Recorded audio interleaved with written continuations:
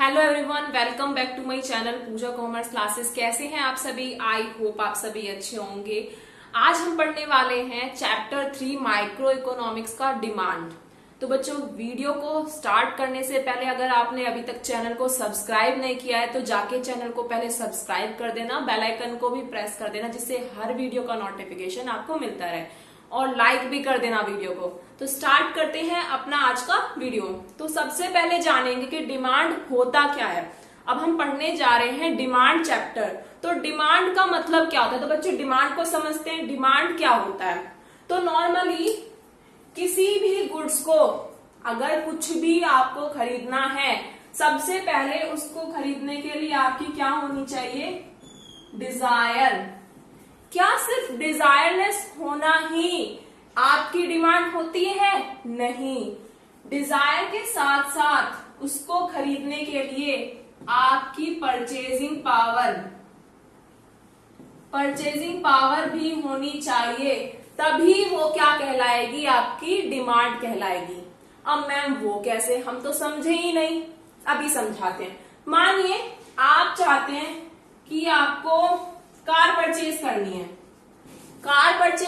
अब कार की प्राइस अपने अपने डिपेंड करते हैं, जितनी अच्छी कार होती है उतने प्राइस ज्यादा होते हैं। तो अब आपकी डिजायर क्या है? कार परचेज करने की डिजायर है।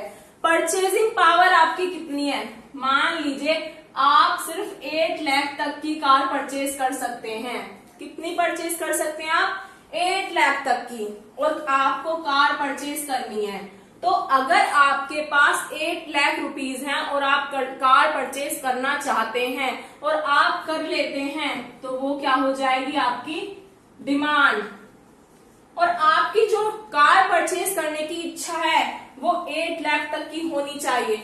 अब मान लीजिए आपने सोचा मुझे तो बहुत अच्छा घर परचेज करना है, मुझे मतलब अगर मेरे पास पैसा होगा तो मैं इसे जरूर परचेज करूंगा। वो आपका 1 करोड़ का है। इस टाइम आप पे 1 करोड़ नहीं है, परचेजिंग पावर आपकी नहीं है, तो क्या वो आपकी डिमांड कहलाएगा? नहीं। सिर्फ डिजायर होना ही हमारी डिमांड नहीं होती है, उसकी परचेजिंग पावर भी होना, तभी वो डिमांड होती है। जैसे मान लीजिए ये मार्कर है, इस मार्कर का प्राइस 10 रुपीज है। 10 नहीं है, 30 रुपीज है। तो इस मार्कर का प्राइस 30 रुपीज है। तो अब मुझे मार्कर चाहिए। अगर मुझे आपको बोर्ड पे पढ़ाना है तो मुझे मार्कर चाहिए। अब जब मेरे पास 30 रुपीज होंगे, मैं इसको परचेज कर पाऊंगी, तब वो क्या कहलाएगी? मेरी डिमांड कहलाएगी। अब मान लीजिए मेरे पास पैसे ही नहीं है, अब मुझे मार्कर चाहिए, तो मेरे सिर्फ चाहने से ये डिमांड कोई हो जाएगी? नहीं। जब तक मेरे पास परचेजिंग पावर नहीं होगी तब तक वो डिमांड नहीं होगी। मेरी डिजायर प्लस मेरी परचेजिंग पावर होना जरूरी है, तभी वो क्या कहलाएगी? हमारी डिमांड कहलाएगी। तो आई होप बच्चों आपको डिमांड तो बिल्कुल अच्छे से क्लियर हो गया होगा। आइए बच्चों, क्लियरली डेफिनेशन से समझते हैं कि डिमांड होता क्या है। तो देखिए हमारे डेफिनेशन में क्या लिखा है? Demand refers to a quantity of goods that a consumer willing and able to buy. क्या बोला है? डिमांड क्या होती है? जो क्वांटिटी ऑफ गुड्स को हम परचेज करना चाहते हैं उसके लिए हमारी इच्छा, और हम उसको परचेज करने के लिए एबल भी होने चाहिए। सिर्फ इच्छा होना हमारी डिमांड नहीं होगी। अभी बताया था आपको क्या चाहिए? डिजायर प्लस परचेजिंग पावर दोनों होंगे तो क्या होगा? डिमांड होगी। By each possible price during a period. Normally demand से यही समझ आता है कि डिमांड के लिए हमारी इच्छा होना और हमारी परचेजिंग पावर होना दोनों ही बहुत ज्यादा जरूरी है।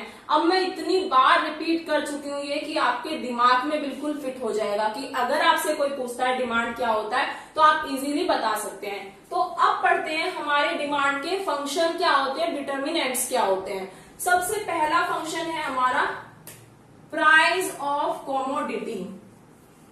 अब मैम ये क्या है? प्राइस ऑफ कॉमोडिटी का मतलब है नॉर्मली जब हमारी किसी भी कॉमोडिटी के प्राइस बढ़ जाते हैं। जैसे देखिए मान लीजिए ये हमारा कुछ भी है, कोई प्रोडक्ट है ये, इसका प्राइस पहले 5 था, अब इसका प्राइस 6 हो गया, और जब इसकी डिमांड कितनी थी, जब ये 5 था इसकी डिमांड 10 थी, और अब 6 होने से इसकी डिमांड 8 हो गई। तो ये क्या बताता है, नॉर्मली फंक्शन में हम क्या पढ़ेंगे यहाँ पे, एक तरह से हम ये पढ़ेंगे कि हमारी डिमांड को कैसे अफेक्ट करती हैं सब चीजें, जो एक डिमांड है उसको सब चीजों का इफेक्ट कैसे पड़ता है उस पे। तो सबसे पहला तो प्राइस का इफेक्ट पड़ता है। क्या पड़ता है, प्राइस का इफेक्ट पड़ता है। प्राइस का बढ़ना और प्राइस का घटना दोनों से इफेक्ट पड़ेगा। अगर प्राइस इंक्रीज होगा तो डिमांड डिक्रीज हो जाएगी, और अगर प्राइस डिक्रीज होगा तो डिमांड इंक्रीज हो जाएगी।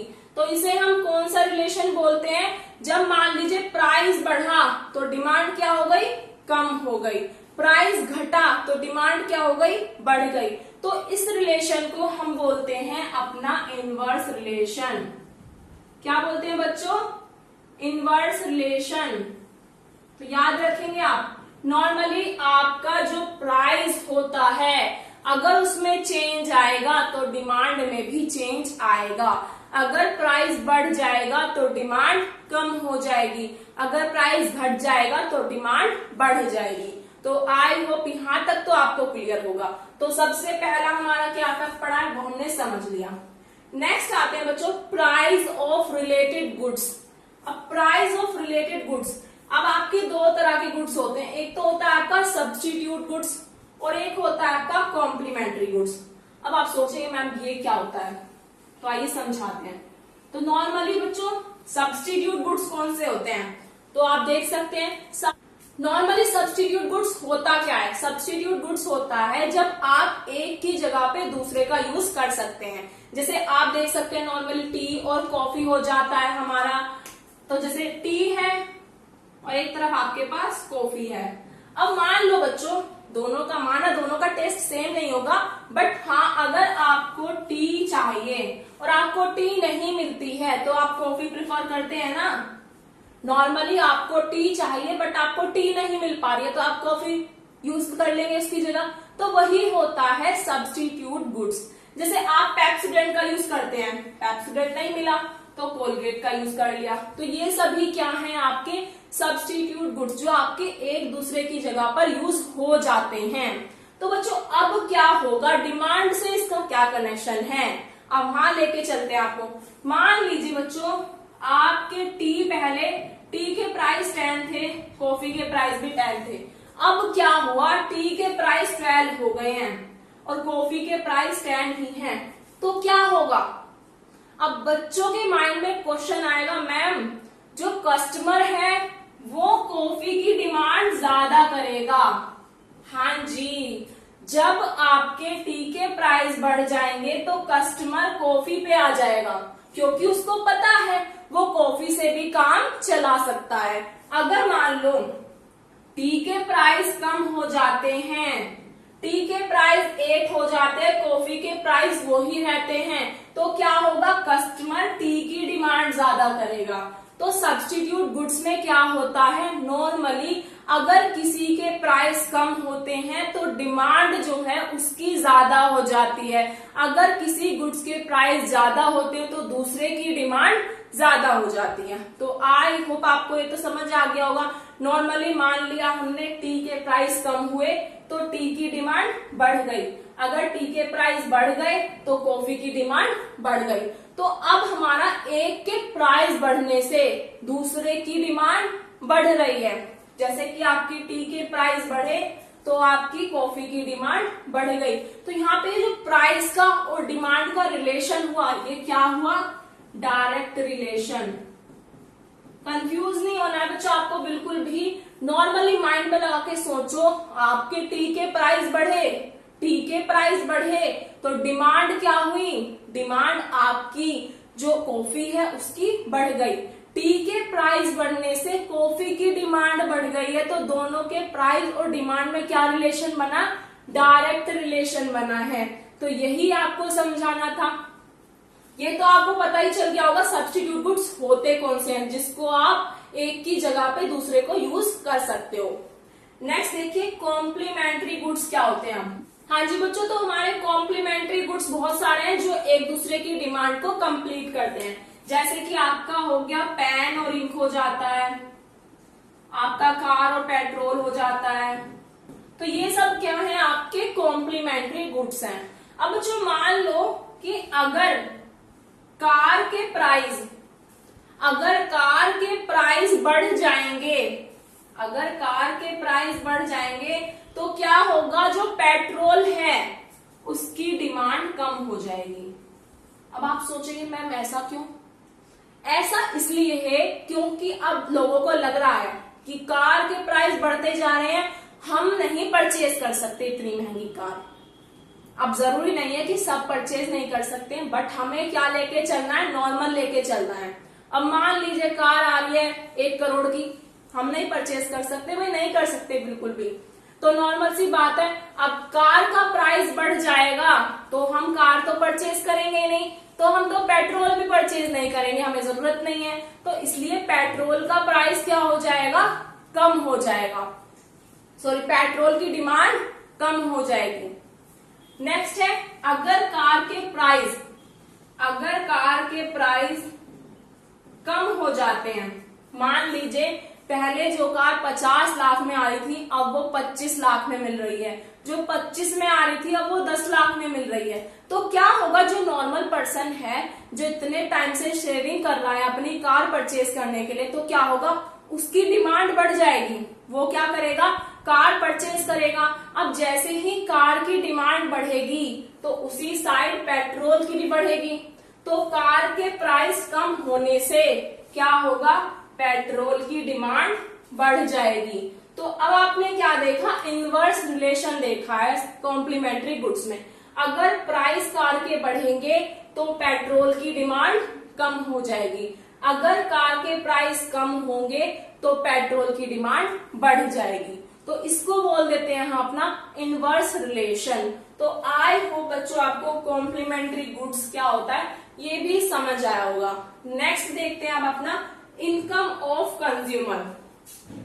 अब इनकम की बात आ जाती है तो इनकम से तो नॉर्मली आप कहोगे कि मैम इनकम पे ही तो डिपेंड करती है डिमांड।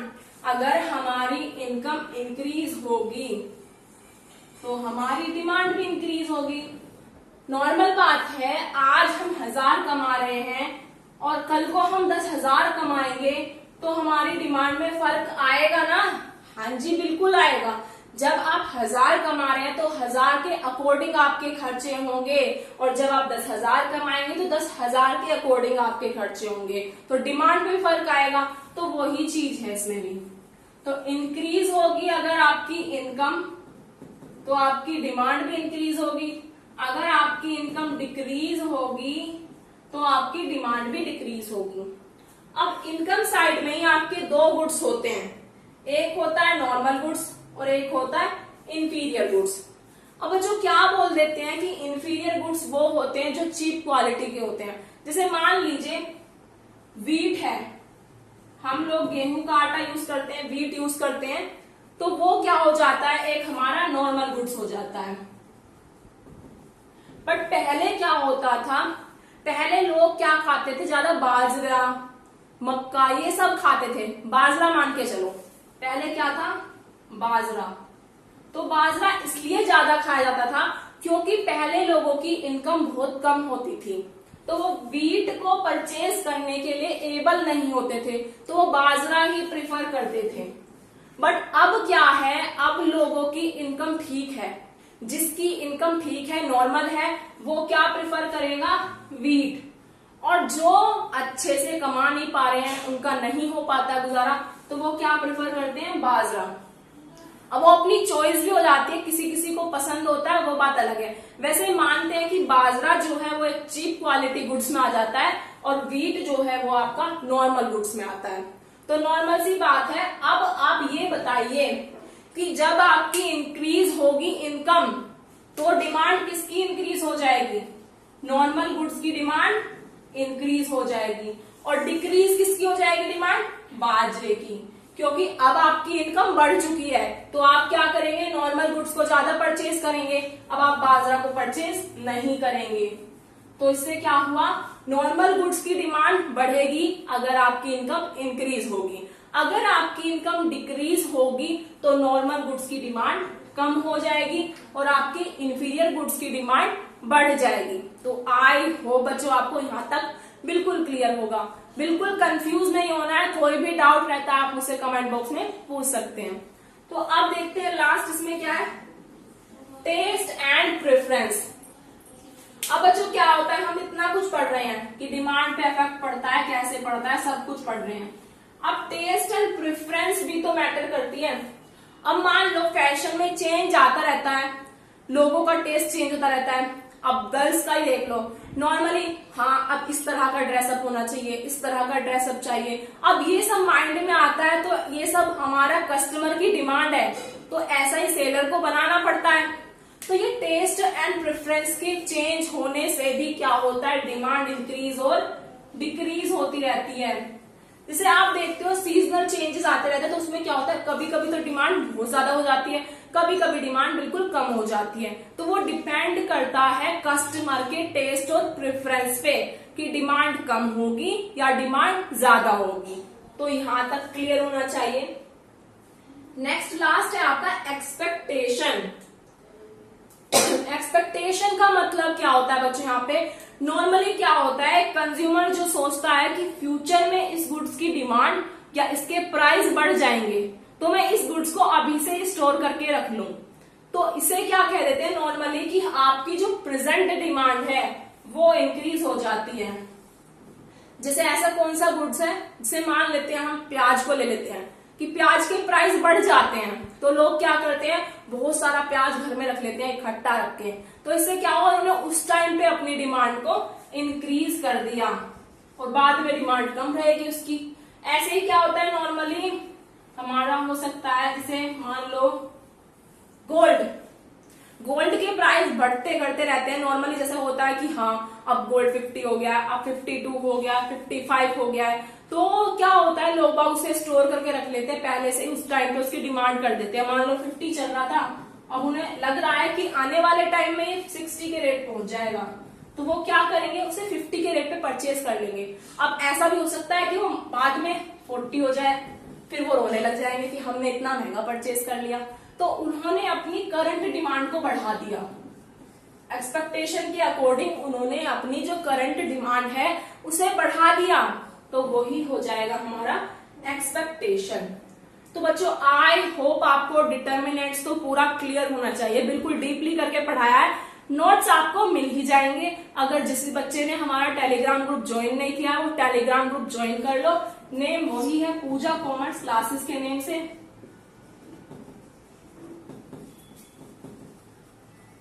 इस नेम से हमारा टेलीग्राम ग्रुप है, उस पे आपको नोट्स मिल जाएगा। तो आइए आगे करते हैं अपना।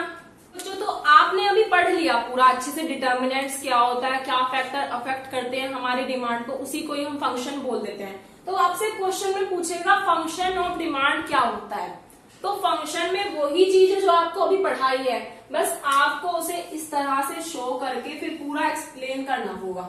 तो आप क्या लिखेंगे, सबसे पहले तो फंक्शन एफ ब्रैकेट में आपने अभी पढ़ा था, पी एक्स का मतलब क्या पढ़ा था, प्राइस पढ़ा था ना, प्राइस ऑफ कमोडिटी। तो प्राइस ऑफ कमोडिटी हमारी एक्स कमोडिटी मान लिया, पी एक्स बोल देंगे।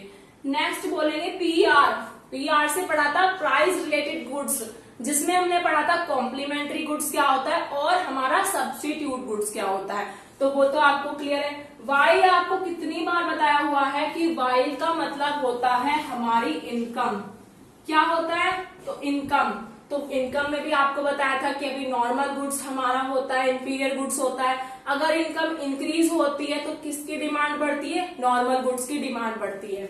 Next taste and preference, taste and preference में चेंजेस आने से डिमांड इंक्रीज और डिक्रीज होती है।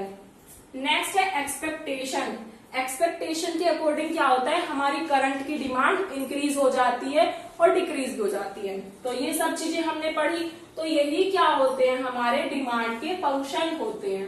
तो आई होप आपको इसमें कोई कंफ्यूजन नहीं होगा, तो आप इसे अच्छे से समझ लेंगे। तो आइए अब समझते हैं अपना डिमांड शेड्यूल क्या होता है?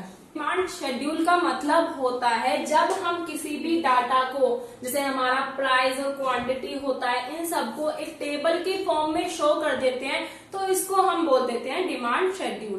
तो ये देखिए डेफिनेशन भी यही बोल रही है, table relating to price and quantity of demand is called demand schedule. Normally हमने प्राइस और क्वांटिटी डिमांड को अपना टेबल में शो कर दिया है, तो ये क्या कहलाएगा? हमारा डिमांड शेड्यूल कहलाएगा।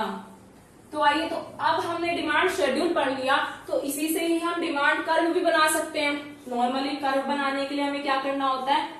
ऐसे लाइन बनानी होती है, ये हमारा x हो जाता है, ये हमारा y हो जाता है। अब हमें 4 तक काउंटिंग लिखनी है, 1 2 3 4, 1 2 3 4। ये हमारी क्वांटिटी हो गई, ये हमारे प्राइस हो गए। तो बच्चों देखो क्या हो रहा है, प्राइस हमारा पहले 1 था, तो हमारी क्वांटिटी क्या थी? 4 थी, हम 4 खरीद रहे थे। अब प्राइस 2 हो गया, तो हमारी क्वांटिटी 3 हो गई, पहले से कम हो गई। मान लो पहले तो हमें सस्ता मिल रहा था कोई सामान, अब महंगा मिल रहा है, तो हम थोड़ा कम खरीदने की कोशिश करेंगे, हम पे तो उतना ही पैसा है। अब प्राइस 3 हो गया, तो हमारी क्वांटिटी 2 हो गई। अब प्राइस 4 हो गया, तो हमारी क्वांटिटी 1 हो गई। तो ये कौन सा रिलेशन चल रहा है? इनवर्स रिलेशन चल रहा है। तो अब देखिए, प्राइस 1 था, प्राइस आपका 1 था, तो आपकी क्वांटिटी 4 थी।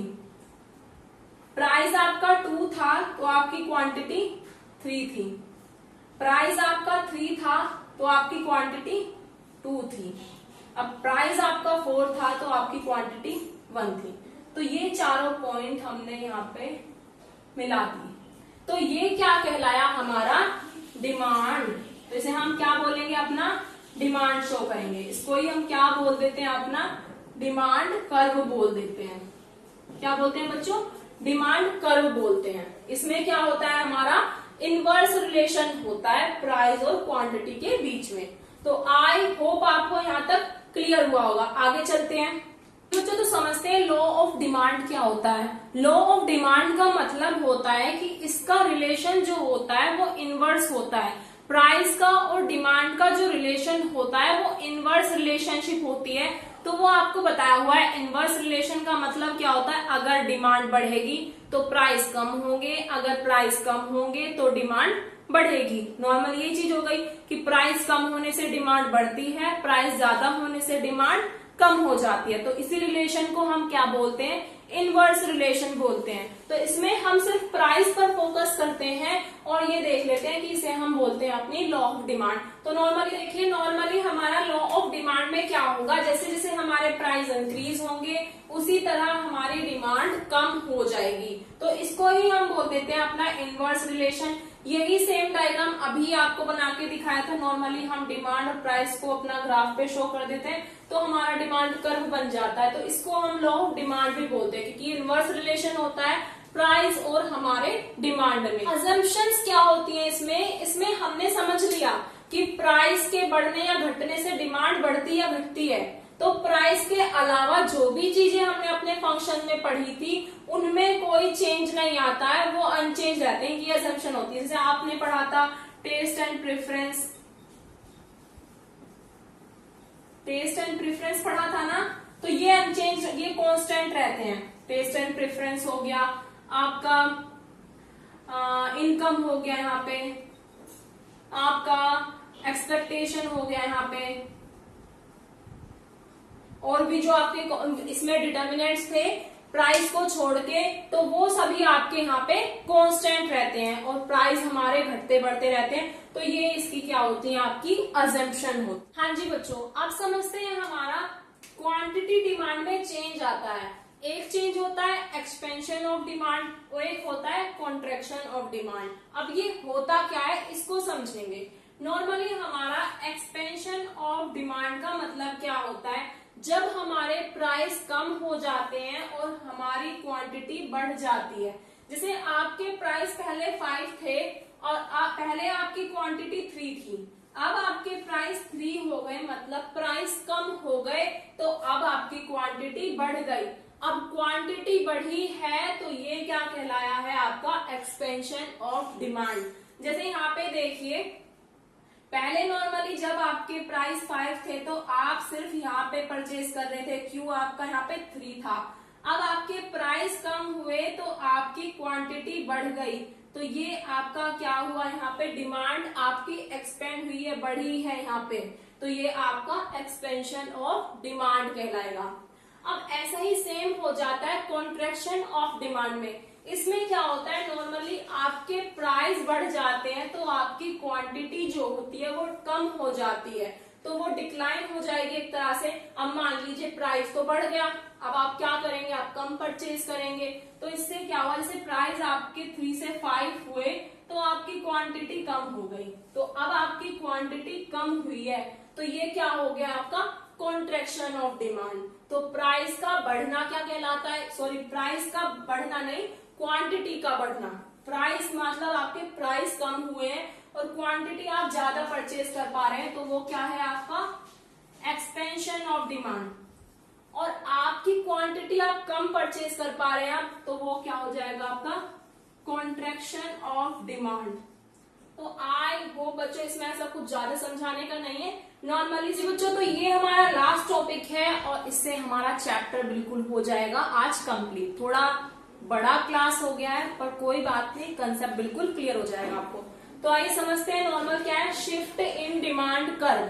अब क्या होता है, हमारा डिमांड कर्व शिफ्ट करता है, प्राइस हमारे वही हैं और डिमांड हमारी कम और ज्यादा हो रही है। अब बच्चे सोचेंगे कि मैम ऐसा कैसे हो सकता है, प्राइस वही रहेंगे तो डिमांड में चेंज क्यों आ रहा है। अभी तक तो हम सिर्फ यही पढ़ते आए हैं कि अगर प्राइस बढ़ेंगे तो डिमांड कम होगी, प्राइस घटेंगे तो डिमांड बढ़ेगी, बट ऐसा तो हमने नहीं पढ़ा कि प्राइस सेम रहेंगे तो डिमांड बढ़ेगी और घटेगी। नहीं पढ़ा तो अब पढ़ते हैं। तो नॉर्मल देखिए कि डिमांड आपकी बढ़ रही है, डिमांड आपकी बढ़ रही है पर प्राइस आपका वही है। अब डिमांड के बढ़ने का रीजन क्या है, कॉजेस क्या है, कारण क्या है डिमांड के बढ़ने का।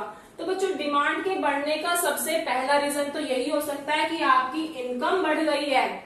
बेशक मार्केट में वही प्राइस है, वही गुड्स है, बट आपकी इनकम बढ़ चुकी है। अब आप ज्यादा कमाने लगे हैं तो आप ज्यादा डिमांड करेंगे, तो यहाँ पे आपकी डिमांड क्या हो जाएगी, बढ़ जाएगी। नेक्स्ट होता है आपके जो सब्स्टिट्यूट गुड्स हैं उनके प्राइस राइज हो गए हैं। समझाया था कि जैसे आपके टी और कॉफी होते हैं, अगर मान लो टी के प्राइस बढ़ गए तो कॉफी की डिमांड बढ़ जाएगी। टी के प्राइस बढ़ने से कॉफी की डिमांड बढ़ जाएगी अपने आप ही, कुछ नहीं करना पड़ेगा इन्हें, अपने आप कस्टमर कहाँ आ जाएगा, कॉफी पर आ जाएगा। तो इसलिए आपकी डिमांड इंक्रीज हो रही है। या फिर आपके कॉम्प्लीमेंट्री गुड्स जो हैं उनके प्राइस कम हो चुके हैं। कॉम्प्लीमेंट्री गुड्स क्या बताया था, जैसे हमारा कार और पेट्रोल हो जाता है, तो अब मान लीजिए आपके कार के प्राइस कम हो गए हैं तो नॉर्मली डिमांड पेट्रोल की इंक्रीज हो जाएगी। तो ऐसे ही क्या है, अब डिमांड बढ़ रही है, तो डिमांड इंक्रीज कहाँ हो रही है, या तो आपकी इनकम बढ़ेगी तब आपकी डिमांड बढ़ेगी, या आपका सब्स्टिट्यूट गुड्स का प्राइस जो है वो बढ़ जाएगा तो आपकी डिमांड बढ़ेगी दूसरे गुड्स के लिए, या फिर आपके कॉम्प्लीमेंट्री गुड्स के प्राइस कम हो जाएंगे तब आपकी डिमांड बढ़ेगी। तो ये तो आपके रीजन थे डिमांड के बढ़ने के। अब बच्चों डिमांड के बढ़ने के रीजन हमने समझ लिए, अब हमें समझना होगा डिमांड के कम होने के रीजन क्या होंगे। तो अगर बच्चे हमारे इंटेलिजेंट हैं तो अपने आप कह देंगे कि मैम जो तीनों पॉइंट आपने यहाँ पे हमें समझाए हैं इनका अपोजिट हो जाएगा। नॉर्मल सी बात है, अभी हम बढ़ने की बात कर रहे थे, अगर हमें घटने की बात करनी है तो हम इनको ही अपोजिट कर देंगे। हाँ जी बिल्कुल वही करेंगे। तो डिमांड को डिक्रीज करने के लिए हमने क्या बताना है कि क्यों हमारी डिमांड कम हो रही है। सबसे पहला पॉइंट, या तो हमारी इनकम कम हो गई है, पहले हम 10,000 कमा रहे थे अब हमें सिर्फ 5,000 कमा रहे हैं, तो हमारी इनकम के कम होने से हमारी डिमांड कम हो जाएगी। या फिर जो हमारे सब्स्टिट्यूट गुड्स हैं उनके प्राइस फॉल हो गए हैं। अब जैसे पहले तो प्राइस बढ़े थे, अब प्राइस कम हो गए हैं, टी के प्राइस कम हो गए हैं, तो हमारी जो कॉफी की डिमांड है वो अपने आप कम हो जाएगी। तो तो इसलिए भी हमारा यहाँ पे डिमांड डिक्रीज, या फिर हमारे कॉम्प्लीमेंट्री गुड्स के प्राइस इंक्रीज हो रहे हैं। अगर कॉम्प्लीमेंट्री गुड्स के प्राइस इंक्रीज होंगे तो पेट्रोल की डिमांड तो कम हो जाएगी, तो इसलिए हमारे यहाँ पे डिमांड कम हो रही है। तो आई होप बच्चों आपको यहाँ तक बिल्कुल क्लियर होना चाहिए, कुछ भी कंफ्यूजिंग नहीं है, सब सिंपल है, बस आपको समझना होगा। तो आई होप आपको आज का वीडियो बिल्कुल क्लियर हुआ होगा। कोई भी डाउट है तो आप मुझसे कमेंट बॉक्स में पूछ सकते हैं। नोट्स मैं आपको टेलीग्राम ग्रुप पे प्रोवाइड करा दूंगी। अगर आपने अभी तक भी चैनल को सब्सक्राइब नहीं किया है तो जाके चैनल को सब्सक्राइब कर देना, बेल आइकन को भी प्रेस कर देना और वीडियो को लाइक करना मत भूलना। Thank you so much.